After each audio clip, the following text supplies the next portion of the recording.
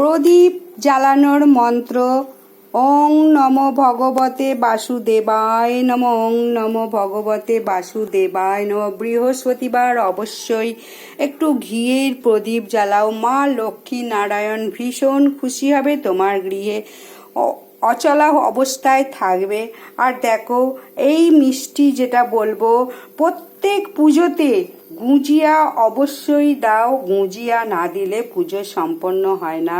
যত সামগ্রী দাও না কেন, পূজায় কিন্তু অবশ্যই এই গুজিয়াটা দাও। আর অবশ্যই ঘিয়ের প্রদীপ মা লক্ষ্মীর সামনে একটু জ্বালিয়ে দাও। দেখো, আমি বৃহস্পতিবারে সমস্ত ঘর স্থাপন করে নিয়েছি, অষ্টদল পদ্ম এঁকে নিয়েছি, লক্ষ্মীর পাও এঁকে নিয়েছি, ঘটও বসিয়ে নিয়েছি, সমস্ত কিছু সাজিয়ে নিয়েছি। তুলসী পাতা সহযোগে লক্ষ্মীনারায়ণকে ভোগও দিয়ে দিয়েছি। প্রথমে নারায়ণ, তারপরে লক্ষ্মী। ভিডিওটা ভালো লাগে লাইক, সাবস্ক্রাইব, শেয়ার করে